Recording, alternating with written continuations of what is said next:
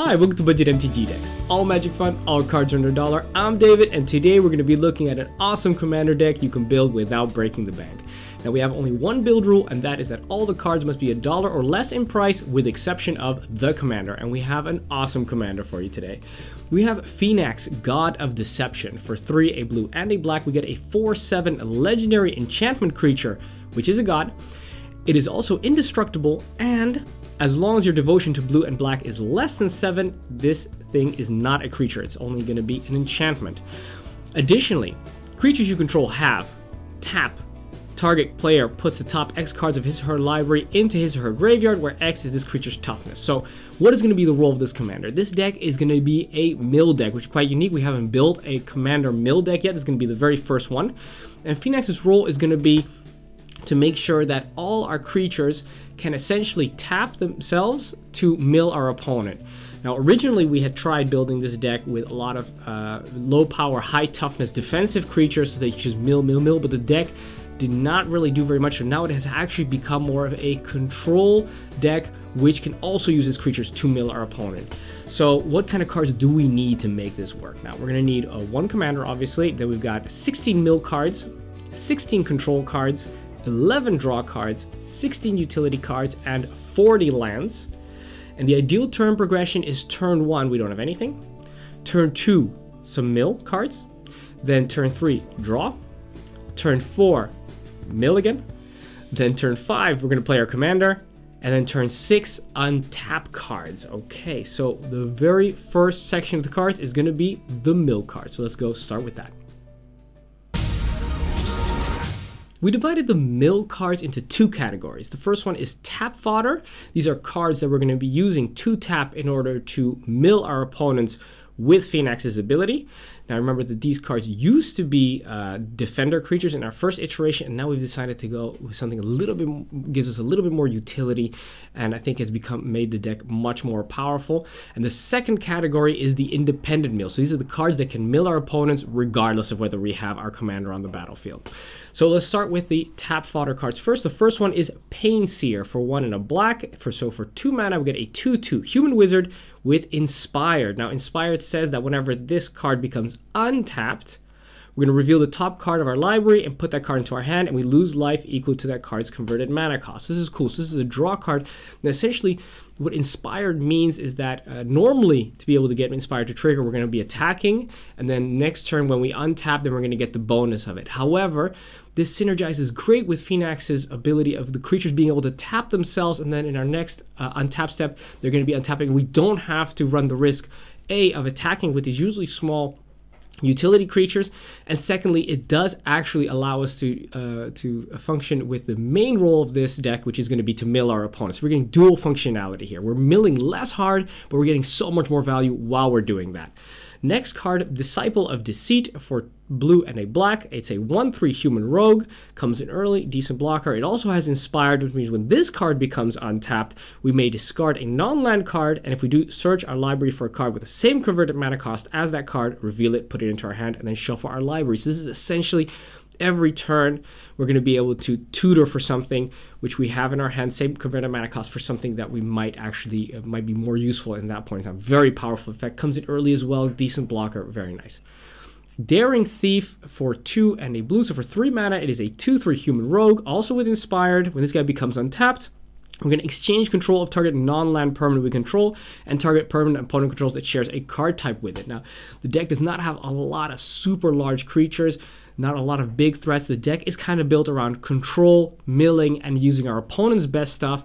And for example, giving up a smaller, less conspicuous creature for one of their big flying, trampling creatures is going to be super, super awesome. Daring Thief enables that.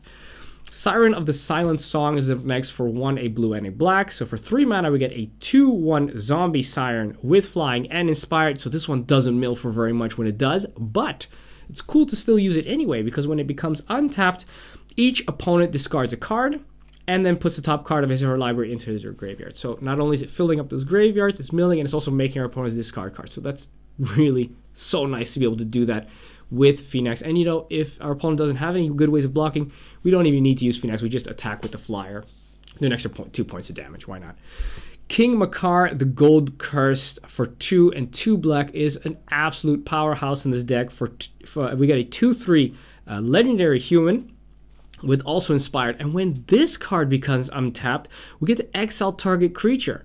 If we do, we put a colorless artifact token named Gold onto the battlefield, which we can sacrifice to add 1 mana of any mana to our mana pool. So essentially, this is King Midas, who's touching stuff, killing it, turning it into gold.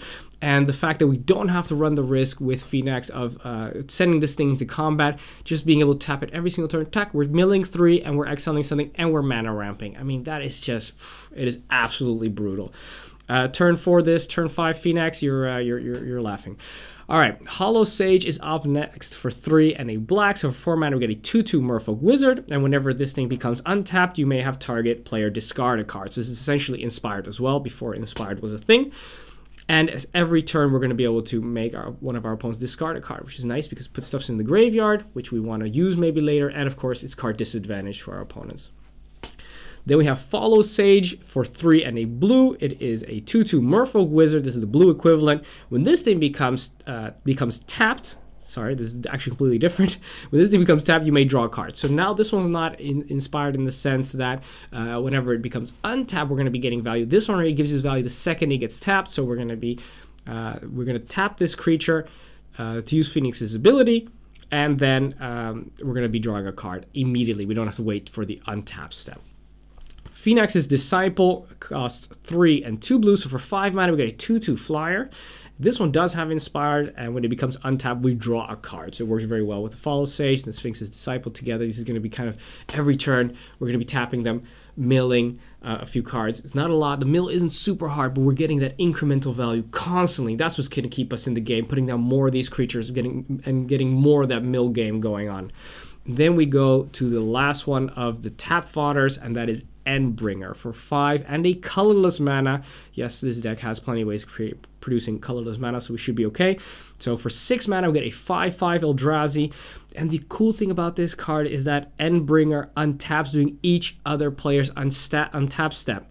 Which means essentially that if we just tap it to mill 5 of a target opponent, we can do that every single turn, not just our turn, but everybody's turn. So if we're playing a 4-man game, we're going to be milling 4 times with this card. And if we don't want to be doing that, which is already actually very powerful, we can also tap Endbringer to deal 1 damage to target creature or player every turn, pinging, which is pretty sweet. You can also pay a colorless and tap it to make sure target creature can't attack or block this turn. Very nice against those Voltron strategies. And we can also pay 2 colorless, tap it to draw a card. We don't use that one very often because we have plenty of other ways to draw cards in the deck, but you know, sometimes you just need it. Usually just milling every single turn, everybody's turn for 5 is already absolutely brutal.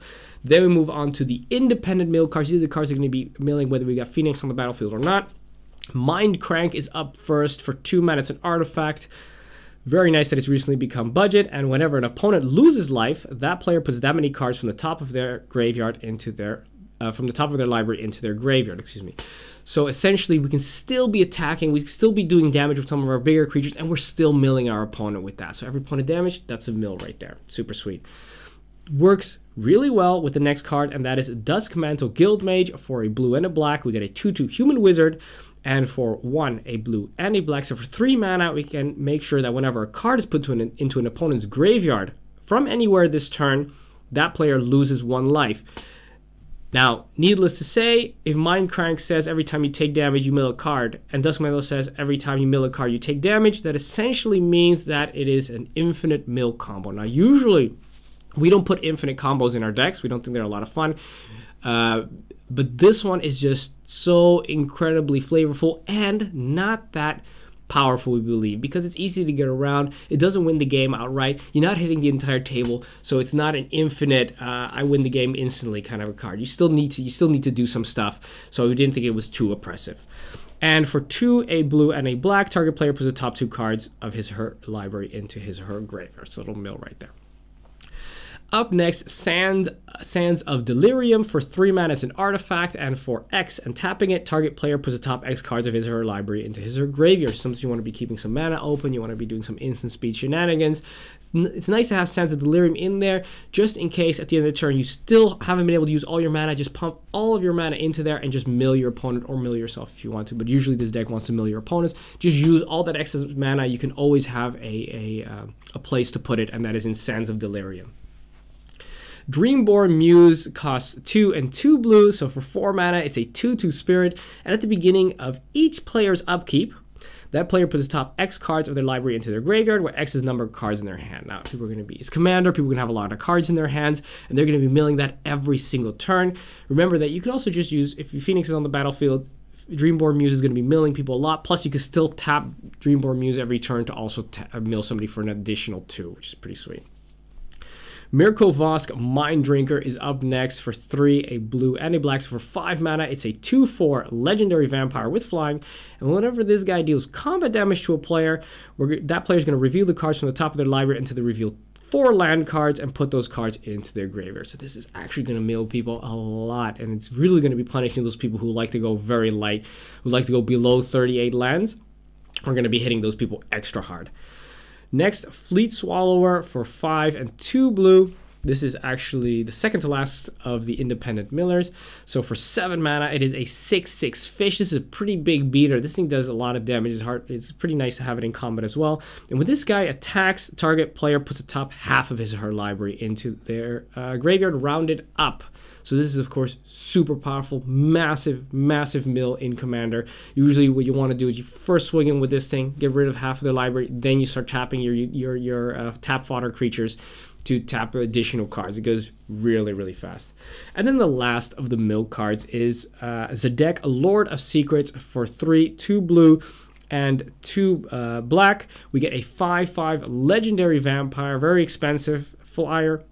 But if this guy would deal combat damage, we're actually not going to be doing combat damage. We're going to put that many +1/+1 counters on Zedek, and then that player puts that many cards from the top of their library into their graveyard. So the first time we swing and we connect, we're actually not doing 5 damage. We're going to mill them 5. I'm going to put 5 +1/+1 counters on Zedek. It's going to be a 10/10 flyer.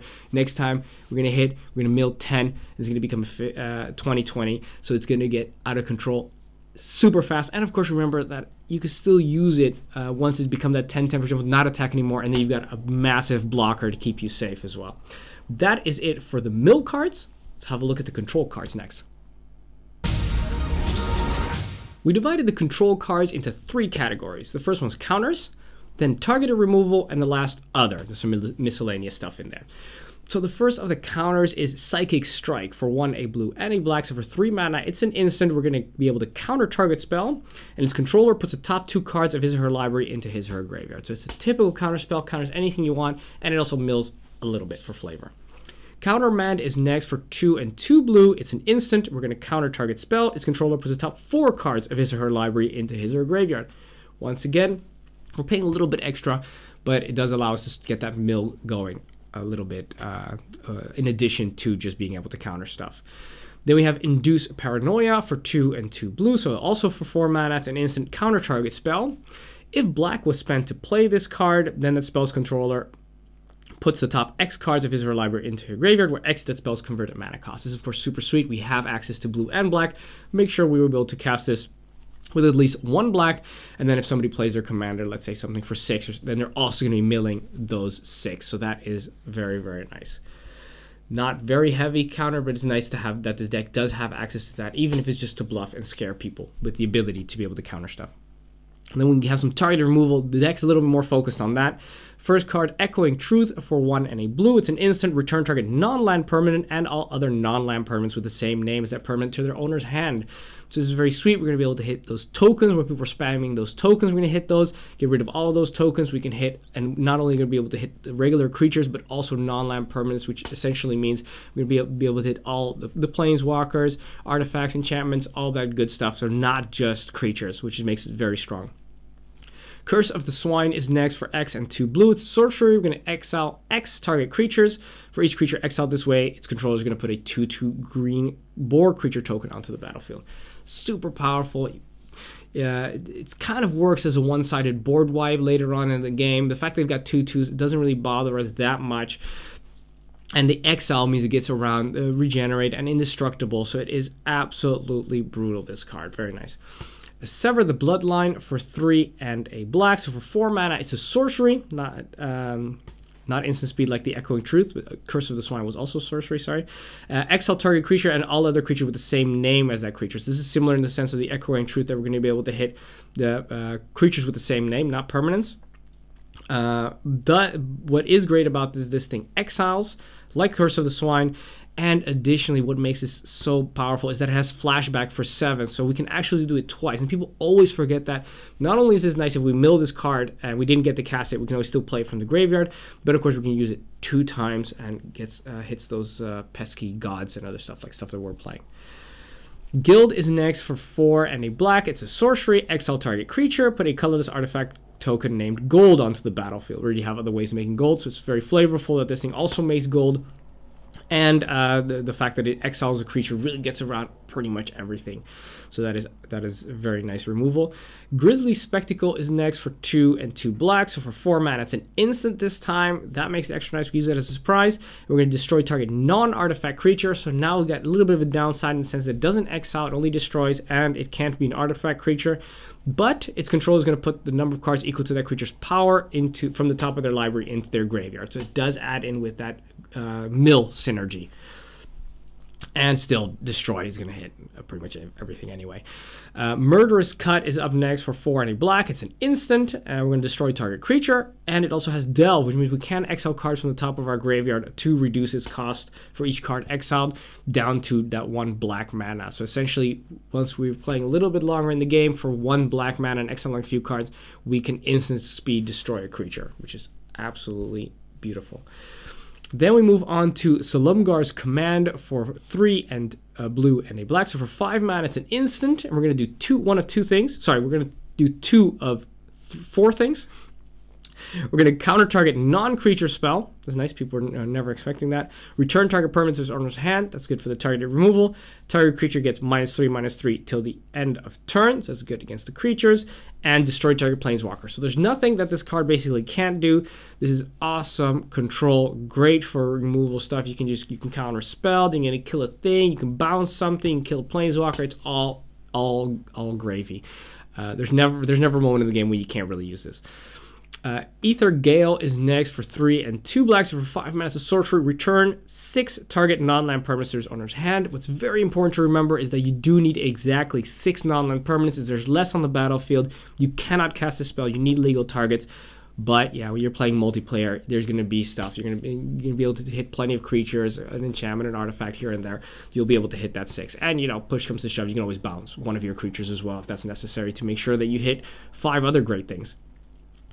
And then we have Hex for 4 and 2 blacks. So for 6 mana, it's a sorcery. Destroy 6 target creatures. Same thing as Ether Gale. We do need 6 legal targets. But bam, this is also just like a one-sided board wipe, getting rid of all that good stuff of our opponents. And the last of the targeted control spells, that is Viscera the Dreadful. And that is for 3 and 3 blacks. So for 6 mana, it's a 5/5 legendary creature, Gorgon. It's got flying. And additionally, tap to destroy a target creature. It can't be regenerated. Now, of course, we can always use this card to tap it with Phenax to mill 5 cards. It is a 5/5 creature we can attack with to deal damage. And we can also use it to tap and then destroy stuff. So this card does so much stuff in this deck. If only there was a way that we could untap it repeatedly so we can get its abilities more often. We'll have a look to see later if we can do that. Then we move on to the other control spells. The first one is Fade Away for 2 and a black. It's a sorcery. Each creature for each creature, that player's controller pays 1 or sacrifices it. So that's cool because we're going to be playing it during our turn, during our main phase. We still have all our mana. We might have, let's say we've got 3 creatures, so then we pay 3 for this, then we pay another 3 for all our creatures, so that we've paid 6 mana. We've got our entire board state, and people might be tapped out entirely, or might have just 1 or 2 mana left open, and then they're going to have to sacrifice almost their entire board state. Gets around Regenerate, gets around Indestructible, gets around Hexproof, gets around Shroud, gets around everything, and this is basically as well like a one-sided board wipe. Awesome. Merciless Executioner is next for 2 and a black. So for 3 mana, we get a 3/1 Orc Warrior. And when it enters the battlefield, each player sacrifices a creature. Very nice. Gets around all that Hexproof Shroud stuff. And so people, especially against Voltron strategies, when they're piling everything up on one creature, then this is awesome. Comes in, we just sack it to itself or something smaller. And then bam, they gotta sack that. Beautiful. Demon of Dark Schemes is the last one for 3 and 3 black. So for 6 mana, it's a 5/5 flying demon.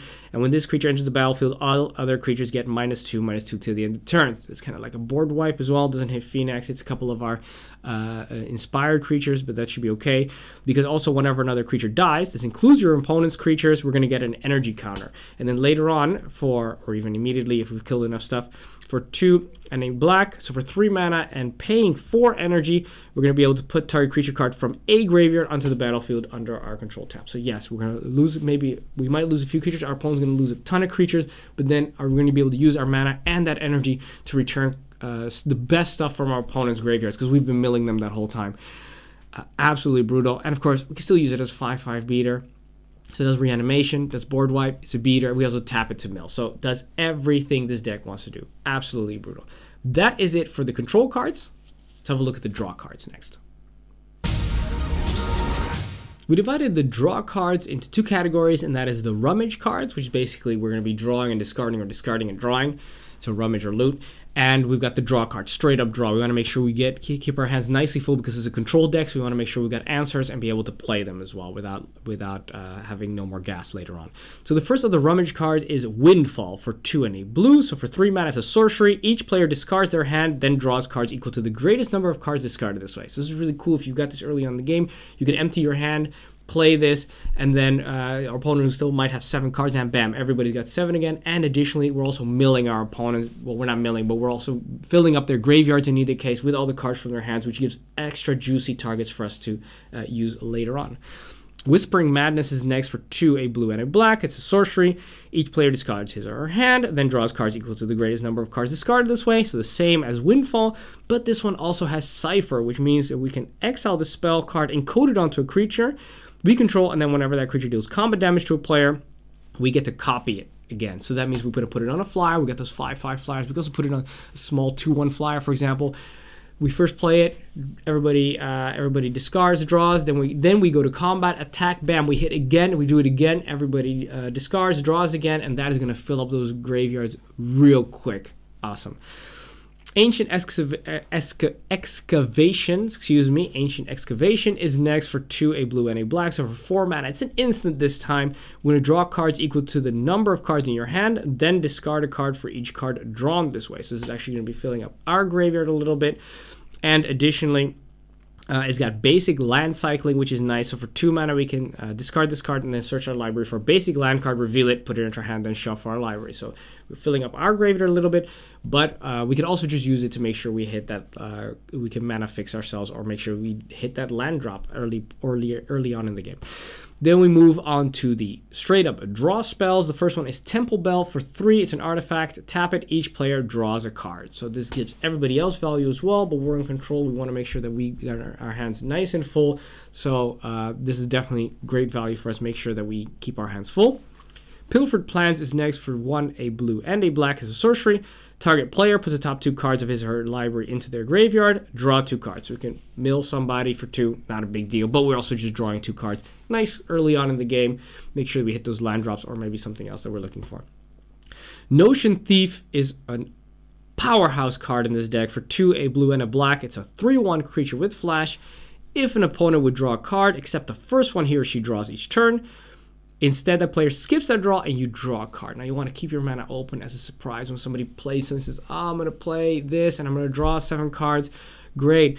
But what about when we wheel people, we rummage or we loot them, and everybody has to discard, then they have to draw 7 cards? Bam, no, they're not drawing 7 cards, we're drawing 7 cards. And in multiplayer, it gets even more insane. So Notion Thief is just absolutely brutal with the card draw in this deck.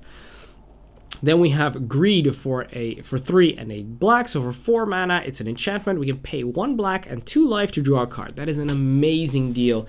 We're in Commander. The 2 life doesn't even matter. 1 black mana to draw a card is absolutely insane. The card draw you get from this is brutal. And yeah, this deck really loves it.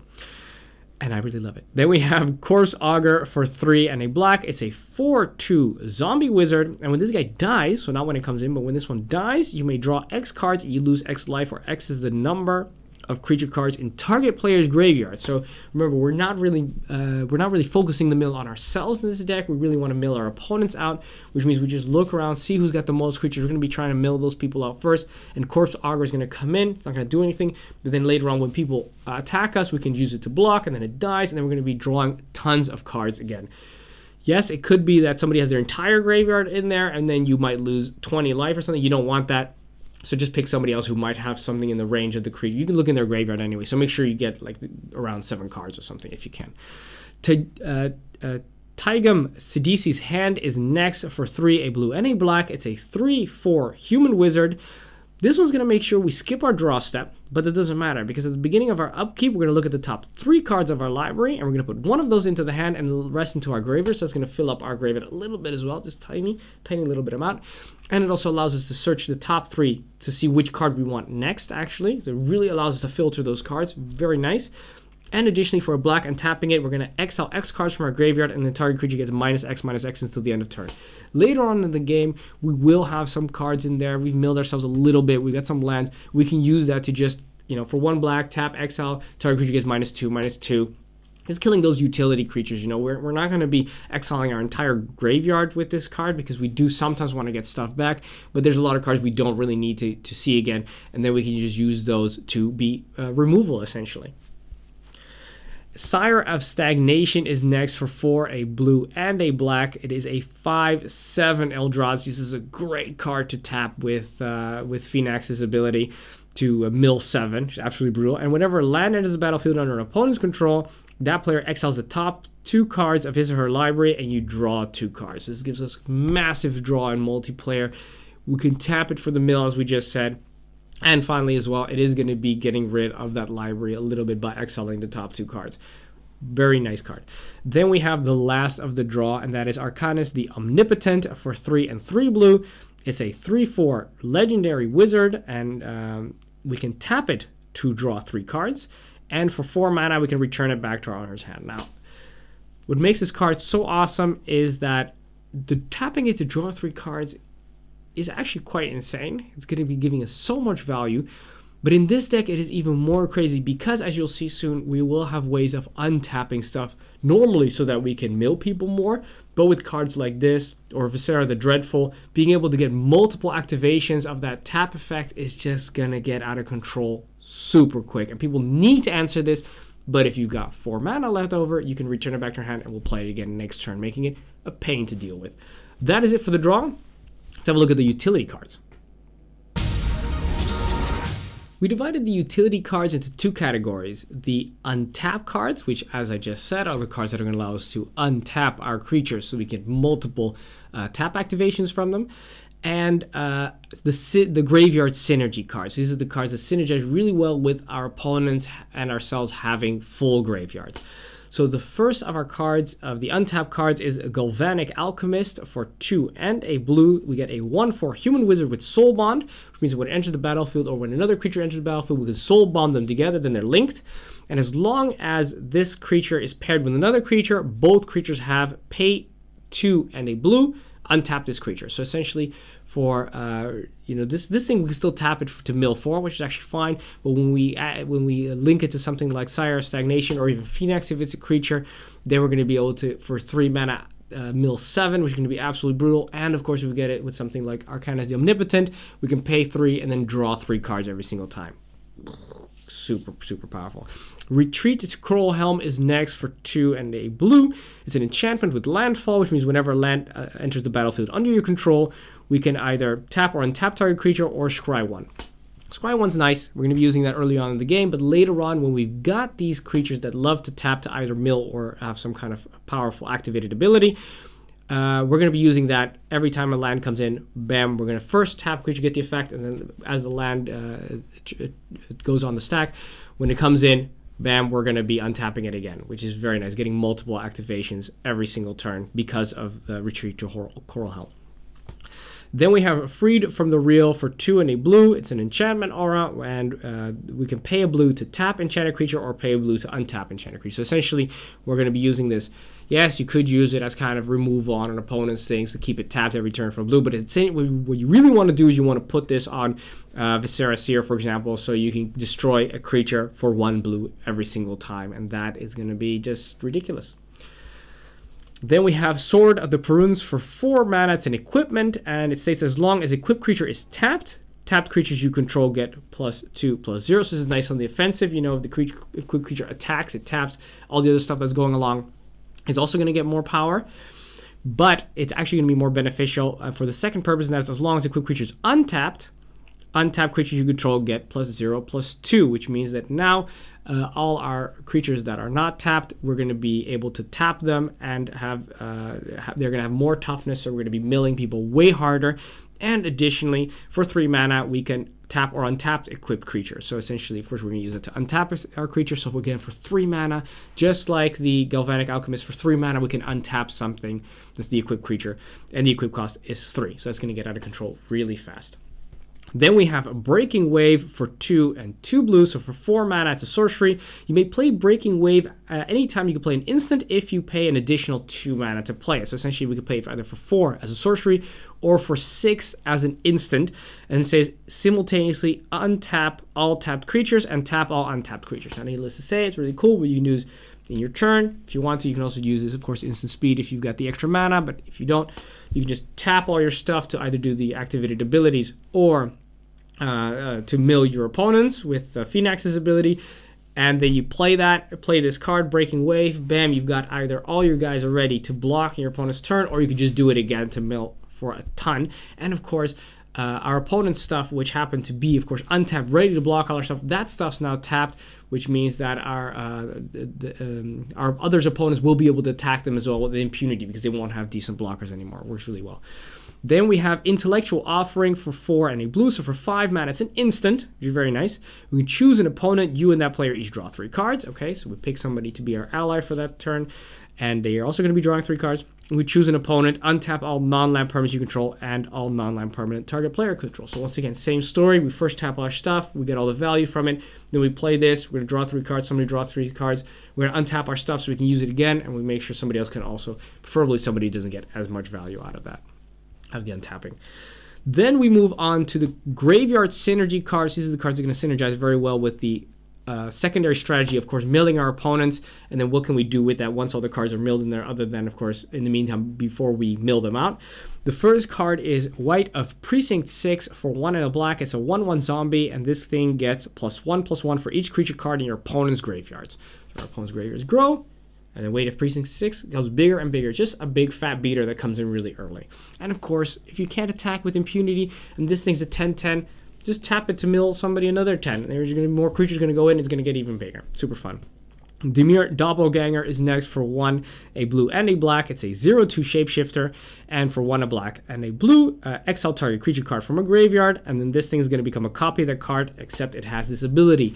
So not only would we be able to get rid of stuff from our opponent's graveyards, these creatures that they might want to reanimate, so we can instant speed exile that, but this thing's also going to become a copy of that, and we can use it against our opponents, which is just lovely. And if something even better goes in the graveyard, man, we just pay another 3, we become a copy of that thing.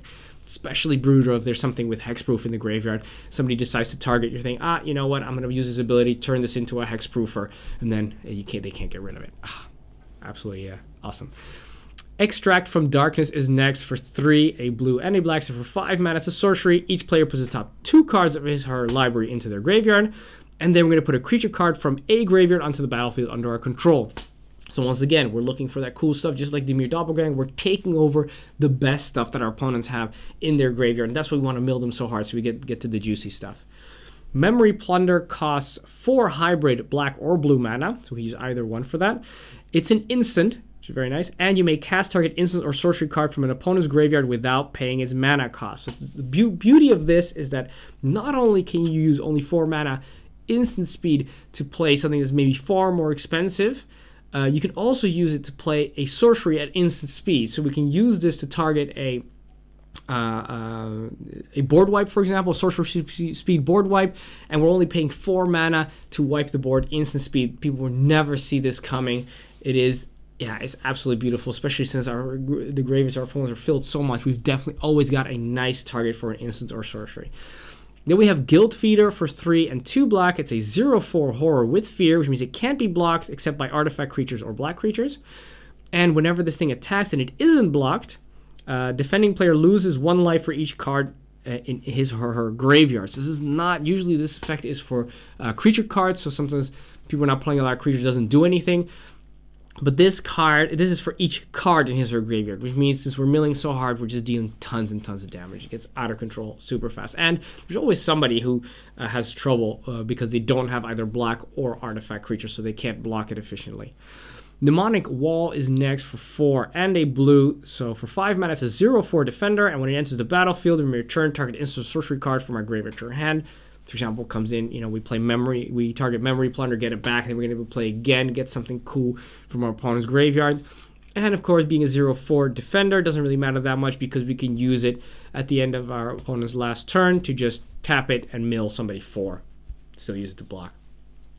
Then we have Palace Siege for 3 and 2 black. It's an enchantment. When it enters the battlefield, we either choose Khans or Dragons. If we choose Khans at the beginning of each upkeep, at the beginning of our upkeep, we're going to return our creature card from our graveyard back to our hand. And if we choose Dragons, then at the beginning of your upkeep, each opponent loses 2 life and you gain 2 life. Okay, so it's in here because of the Khans.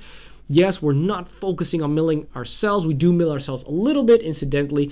But of course, sometimes our creatures do get killed, either by targeted removal or board wipes. So it is nice to have this card in there so that we can incrementally get stuff back. Somebody kills the Mnemonic Wall, we can get that back. We can play it again, get sorcery back. So we can get a little bit of a loop going. And Palace Siege really gives us that value because every turn we're going to be able to get something back. Then we move on to Boneyard Parlay for 5 and 2 blacks. Now we get to the really expensive stuff. So this is really the haymakers at the end of the game. So for 7 mana, it's a sorcery. Exile up to 5 target creature cards from graveyard. So that's everybody's graveyard. Then an opponent separates those cards into 2 piles. So kind of like, not Fact or Fiction. What is the other card? Card called? I forget. The card where you have to split up the blue draw spell. And you put all cards from the pile of your choice onto the battlefield under your control, and the rest into your owner's graveyard. So it doesn't really matter because we're able to get stuff from our opponent's graveyard anyway. So they're going to have to split up. Okay, they're going to get these 3 creatures or these 2 creatures. That's kind of a little bit how they're going to split up. And you can basically always get the pile with the 3 creatures because the other 2 you're probably going to be able to get them back some other way anyway. So that is super, super awesome. Then we move on to Ghastly Conscription for 5 and 2 black. So again, the same price, again a sorcery. This time we're going to exile all creature cards from target player's graveyard. So now we're focusing on one person that we've been focusing on from the beginning of the game. We're going to exile those cards from the graveyard face down into a pile. We're going to shuffle that pile, then manifest those cards, which essentially means we're going to first take out. Somebody's going to have tons of cards in their graveyard. We're going to take out all the creatures. We shuffle them, turn them upside down. Bam. Those are all 2/2s now. And for their casting cost, we can flip them around to their actual creature, with the creature that it actually is. And turning our creature face up, that's faster than instant speed, which means people are not allowed to react to it. So if we've got a creature and the 2/2 manifested card, and we look at it, we're like, okay, this is going to cost me 5 mana to play. And it's going to be the 5/5, for example. Then we can pay that, and people can't be, oh no, then instant speed, I'm going to deal 2 damage to it to kill it. They can't. That's faster than instant speed, so they cannot respond to that. Then we move on to the last one of the synergy cards, and that is Hedonistic Trove for 5 and 2 blacks with the exact same cost. This time it's not a sorcery, this is an enchantment. When it enters the battlefield, exile all cards from target opponent's graveyard. So once again, same thing, we target that person who's got the most stuff in their graveyard. Then all those cards are exiled. We may play land cards exiled with Hedonistic Trove. So now from now on, if we don't have a land drop, we want a land from a different color perhaps from an opponent, bam, we can just, every turn we can play one from that exile pile. And you may cast non-land cards exiled with Hedonistic Trove. You can't cast more than 1 spell each turn this way. So now we're going to be playing from all the stuff that was in their graveyard, we're going to be able to play one of those spells and one of those lands every single turn, which is going to give us a great, great advantage. That is it for the synergy cards. Let's move on to the lands. We divided the lands very evenly. We have 10 islands, 10 swamps, and 20 non-basic lands. We got it very evenly divided. Let's run down the lands real quick. First one is Dimir Guildgate. Comes in tapped, gives us either blue or black, which is exactly the same as Submerged Boneyard. Also comes in tapped, gives us blue or black, and is exactly the same as Frostmarsh. Comes in tapped, gives us blue or black, which is exactly the same as Saltmarsh. Also comes in tapped, blue or black. Then it's sort of the same as Dismal Backwater, which is exactly the same as previous cards, except it also gives us a land when it comes in. Sorry, a land. It also gives us a life when it comes in. And Jawar Isle Refuge, which also gives us a life when it comes in. Then we have Dimir Aqueduct. This thing comes in tapped and gives us both a blue and a black when it taps, but when it enters the battlefield, we have to return a land we control back to our owner's hand. Then we have Gaia Reach Sanitarium. Taps for a colorless mana, but for 2 mana and tapping it, we can make sure every player draws a card and discards a card. Cool, so we got a little bit of that filling up the graveyard. Haunted Fengraf is next, taps for a colorless, and we can pay 3, tap it, and sacrifice it to return a creature card at random from our graveyard to our hand. You know, sometimes we get stuff in the graveyard, nice to be able to get it back. Temple of the False God taps for 2 colorless mana, but we can only do this if we control 5 or more lands. And remember, that includes Temple of the False God counts itself, so this and 4 other lands. Buried Rune taps for a colorless, we can pay 2 and tap it to sacrifice this and return target artifact card from our graveyard to our hand. It's nice if one of our artifacts got removed, we can get it back with Buried Rune. Encroaching Wastes also taps for a colorless, and we can pay 4 and tapping in and sacrifice it to destroy target non-basic land. Yeah, sometimes there's just something we got to get rid of, and then this card really helps with that. Sequestered Stash taps for a colorless, and for 4 and tapping it, we can put the top 5 cards of our library into our graveyard. See, there's a little bit that incidental mill for ourselves. Then we put an artifact card from our graveyard back on top of our library, so we can get that artifact back.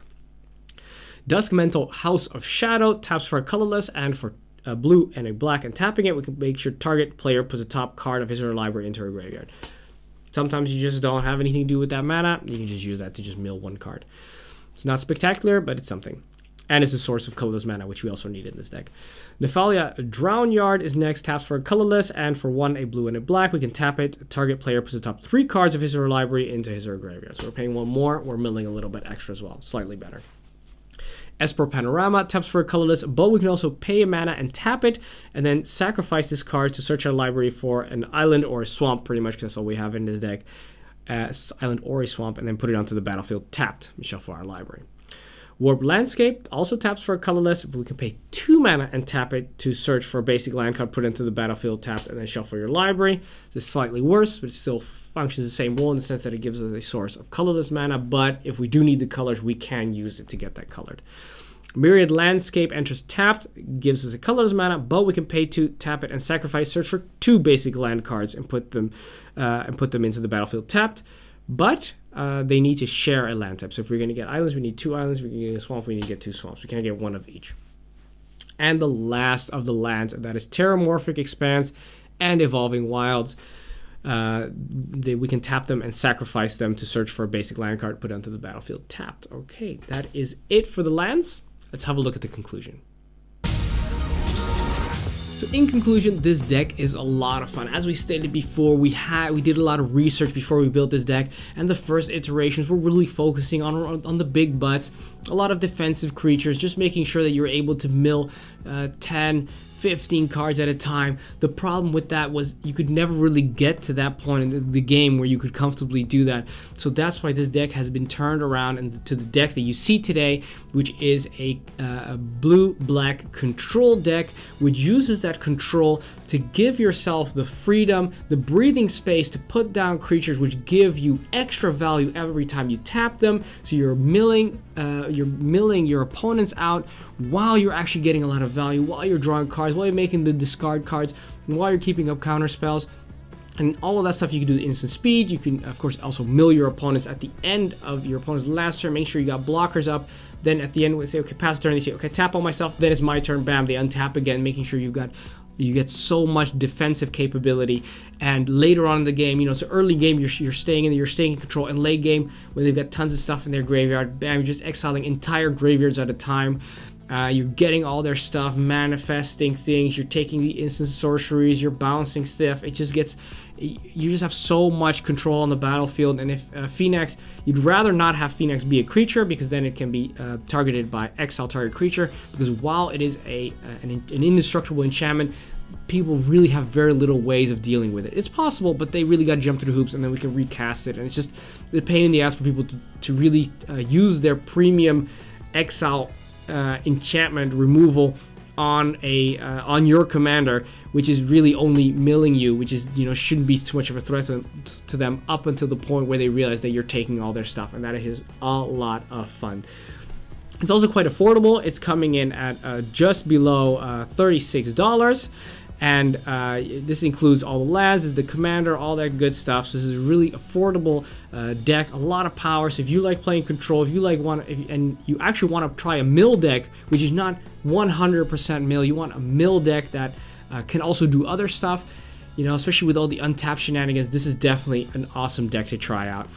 If you like this deck, if you want to help us make more, consider heading over to patreon.com/budgetmtgdecks. That's our Patreon page where you can support us with as little as $1 a month. It really helps us make sure that we can make more of these videos and also expand to make different kinds of videos as well. So head on over there to check out what the rewards are as well. Also, join us on Facebook, Instagram, and Twitter. So on the socials, let us know what you think. What cards would you change out? What cards would you like to include? What non-budget cards, which we can't include, would you upgrade? Because a lot of people also want to know, okay, if I want to upgrade this deck, what would I include? So head on over there and have discussions with us. Also, subscribe to us here on YouTube for the most powerful decks and advice everyone can afford. And if you do, don't forget to hit the little bell button to be part of the notification crew, so you'll be notified whenever a new one of these videos comes out. That's it. Thanks for watching. I'm David. This is Budget MTG Decks.